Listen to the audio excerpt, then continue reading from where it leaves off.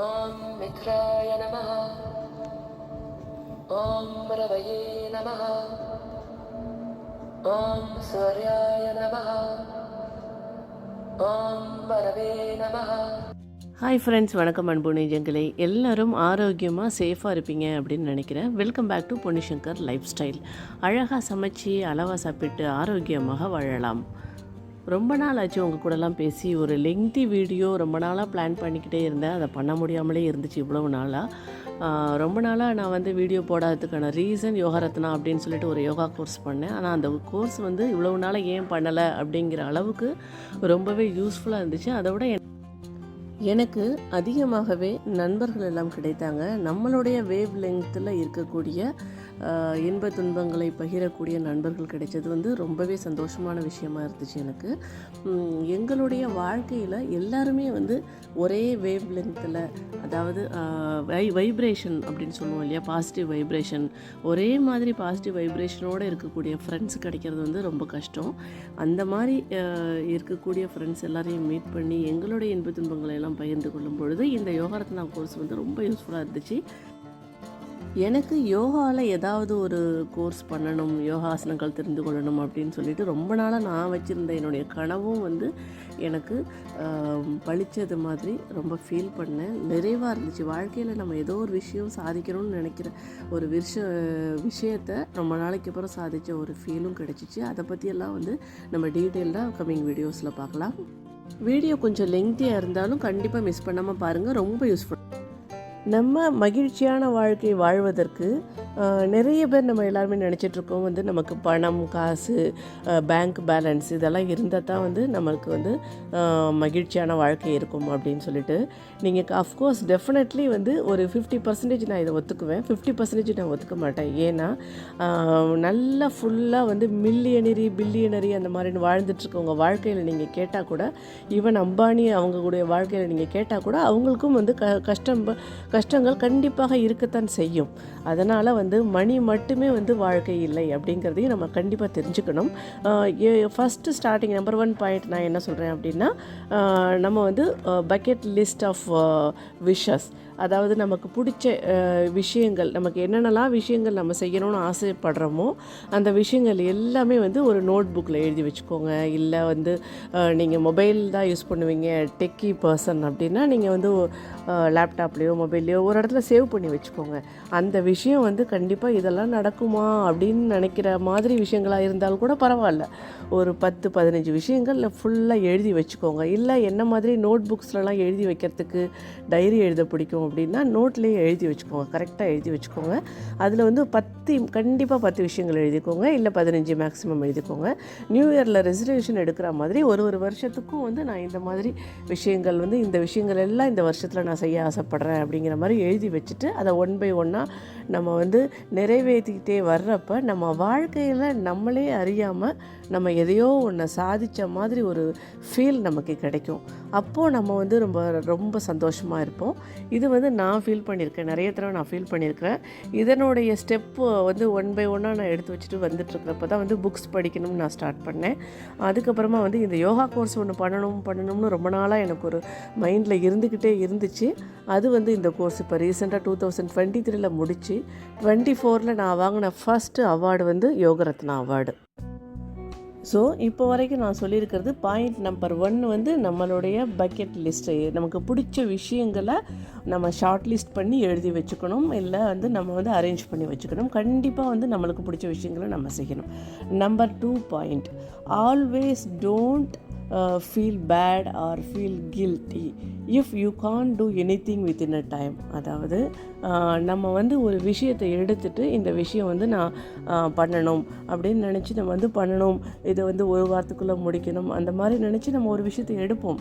But பரவாயில்ல, அந்த ஒரு வாரத்துக்குள்ளே அதை முடியல, என்னால் செய்ய முடியல, எனக்கு உடம்பு டயர்டாக இருக்குது, இல்லை எங்கள் வீட்டுக்கு கெஸ்ட்டு வந்துட்டாங்க, எனக்கு வெளியே போகிற வேலை இருக்குது, எனக்கு ஆஃபீஸில் அதிகமாக வேலை இருக்குது, இந்த மாதிரி இஷ்யூஸ்லாம் இருந்துச்சுன்னா அந்த வேலையை நம்மளால் செய்ய முடியலன்னு சொல்லி நம்மளே தாழ்வு மனப்பான்மைக்குள்ளே கொண்டு போய்க்கக்கூடாது, நம்ம கொண்டு போய்க்கக்கூடாது.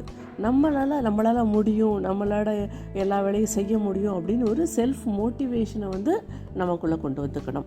இது வந்து செகண்ட் டிப்பாக நான் வந்து உங்களுக்கு நான் சொல்ல விரும்புகிறேன். இது ஈவன் எனக்குமே நான் இதை ஃபாலோ பண்ணிக்கிட்டு இருக்கிறேன்.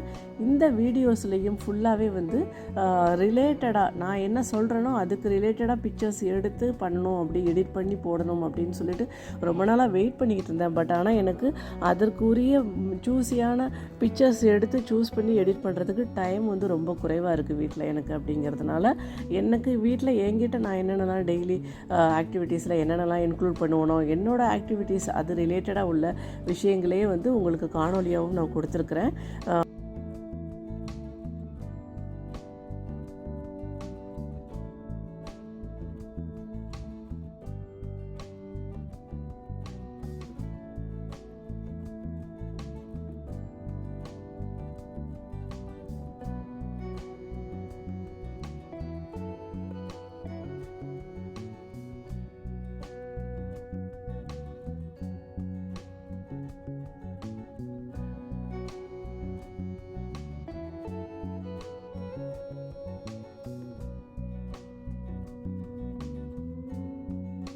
இப்போது நம்ம 3வது டிப்புக்கு வருவோம். மகிழ்ச்சியான வாழ்க்கைக்கு என்னென்னலாம் நம்ம செஞ்சால் நல்லாயிருக்கும் அப்படின்னு சொல்கிறதுக்காக 3வது டிப் இதை வந்து always don't compare with others life. அதாவது மற்றவங்களோட வாழ்க்கையோட நம்ம வாழ்க்கையை என்றைக்குமே வந்து நம்ம கம்பேர் பண்ணி பார்க்கக்கூடாது, ஒப்பிட்டு பார்க்கக்கூடாது.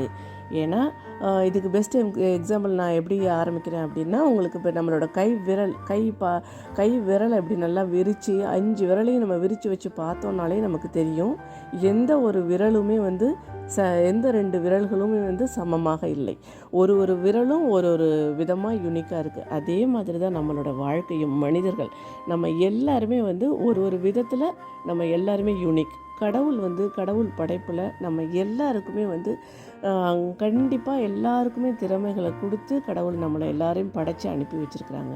ஸோ நம்ம எல்லாருக்குள்ளேயும் இருக்கிற திறமைகளை நம்ம வந்து மீட்டு எடுக்கணும். நம்ம எல்லாருமே திறமைகளோடு தான் இருக்கிறோம். ஆனால் வாழ்க்கை என்னும் ஓட்டத்தில் பணத்தை தேடி அலைவதிலோ இல்லை ஏதோ ஒரு விஷயத்தை தேடி அலைவதில் நாம் நமக்குள் இருக்கும் திறமையை மறந்து நம்மை ஒரு மிஷின் மாதிரி நம்ம ஓடிக்கிட்டே இருக்கிறோம். ஸோ அதையெல்லாம் வந்து நம்ம மீட்டு எடுக்கணும்.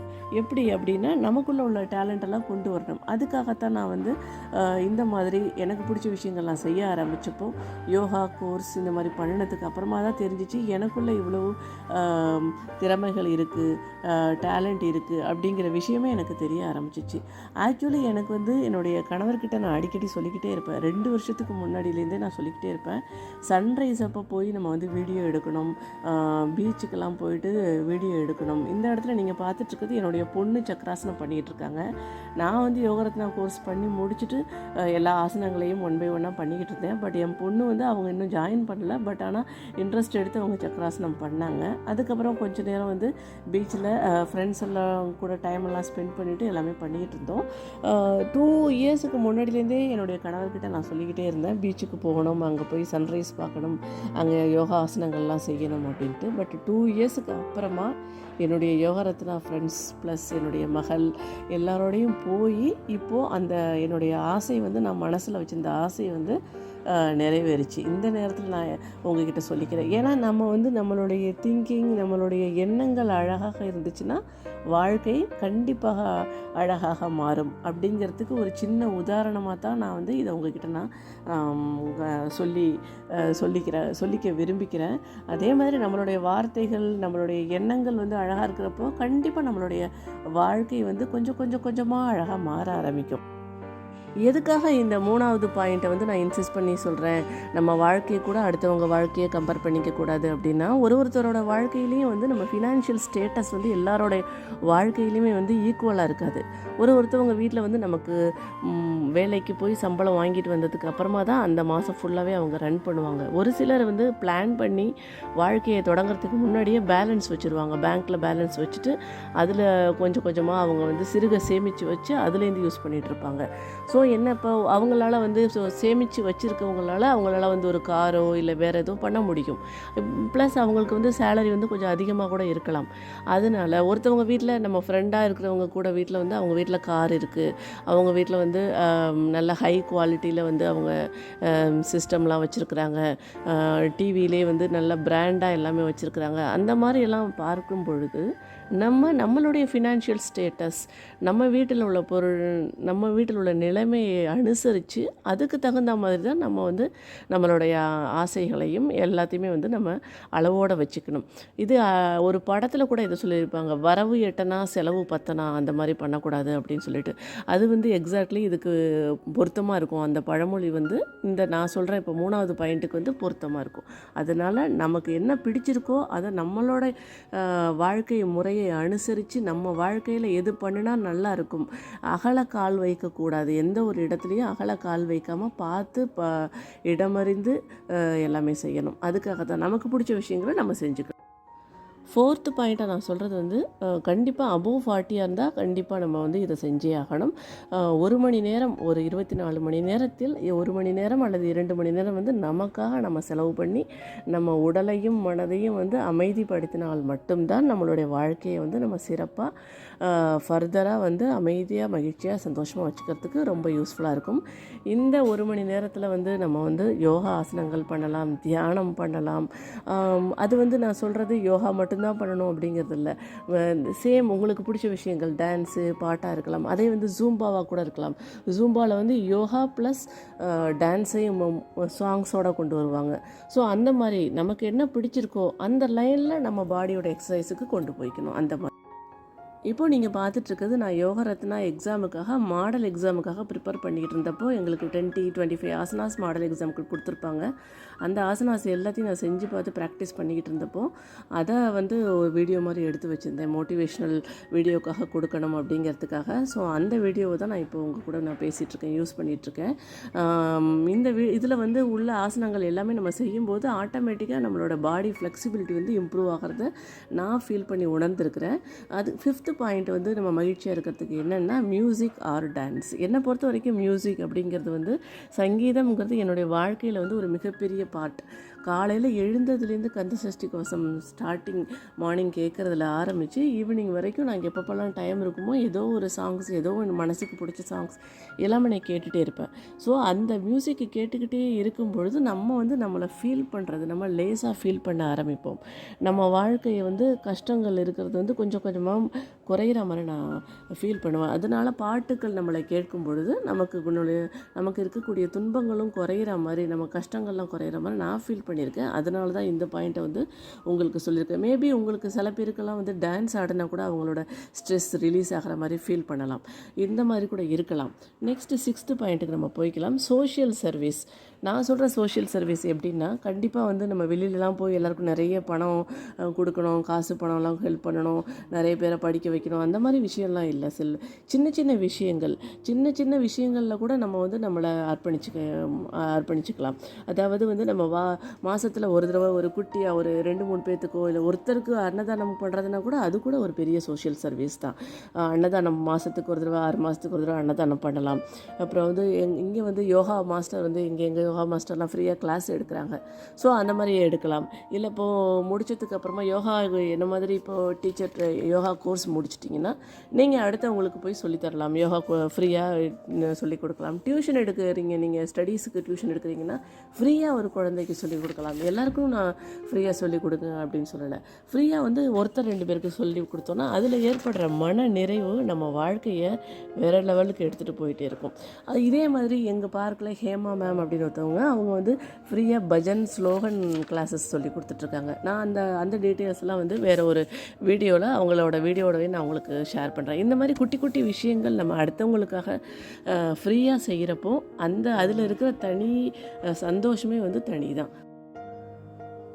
எதுக்காக இதில் சொல்கிறேன்னா, எப்போவுமே நம்ம வந்து மணி மைண்டடாக இருக்கக்கூடாது. கொஞ்சம் சர்வீஸ் ஓரியன்டாகவும் நம்ம இருக்கும் பொழுது தான் வந்து நம்ம மனம் வந்து அமைதியாக இருக்கிறத நம்ம ஃபீல் பண்ண முடியும். அதுக்காக இப்போ 7th பாயிண்ட் நான் உங்களுக்கு என்ன சொல்கிறேன் அப்படின்னா, எப்போவுமே வந்து வீட்டில் இருக்க இது பெண்களுக்கு இது வந்து ரொம்ப யூஸ்ஃபுல்லாக இருக்கும். வீட்டில் இருக்கீங்க அப்படின்னா எப்போவுமே வந்து நீங்கள் கிச்சன்லேயே இருக்காதீங்க. கிச்சனுக்குன்னு ஒரு டைம் ஒதுக்கிட்டு அதில் இருந்து செஞ்சு முடிச்சுட்டு அதுக்கப்புறம் டைமை நல்லா ஸ்ப்ரெட் பண்ணி யூஸ் பண்ணிவிட்டு வெளியே வந்துடுங்க. கிச்சனை விட்டு வெளியே வந்து உங்களுக்கான நேரத்தை அடுத்த விஷயங்களில் செலவிடணும்.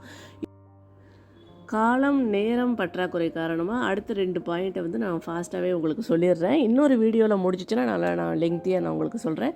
நான் 8th பாயிண்ட் வந்து spend some time with nature, beach, sunrise இந்த மாதிரி பிடிச்ச இடத்துக்கு போயிட்டு வாங்க. இந்த மாதிரி நேச்சரோடு நம்ம வாழ்க்கையை வந்து ஸ்பெண்ட் பண்ணுறப்ப நம்ம வாழ்க்கையை ரொம்ப அழகாகும். 9th பாயிண்ட்டு ரொம்ப முக்கியமான பாயிண்ட்டு. கண்டிப்பாக எல்லோரும் வந்து அவசியம் புக்கு படித்தே ஆகணும். புத்தகம் படிக்கிறவங்கள பார்த்தாலே தெரியும், அவங்க தனிமையில் அவங்களுக்கு எப்பப்பெல்லாம் டைம் கிடைக்கிது ட்ராவல் பண்ணுறப்ப எல்லா இடத்துலையும் வந்து ஒரு புக்கோடையே சுற்றிட்டுருப்பாங்க. அந்த கிடைக்கிற நாலேஜ் அவங்களுக்கு ஒரு தனி சந்தோஷத்தை கொடுக்கும். அதனால் கண்டிப்பாக வந்து லாஸ்ட் இயரில் வந்து நான் பொன்னியின் செல்வன் புக்கு படித்தேன். அதுக்கப்புறம் நிறைய யோகா புக்ஸ் எல்லாம் படித்தேன். இந்த வருஷம் வந்து சித்தர்கள் உடலில் கண்ட மாற்றங்கள் அப்படின்னு சொல்லி ஒரு புக்கு ஒன்று நான் வாங்கிட்டு வந்து வச்சுருக்கிறேன்.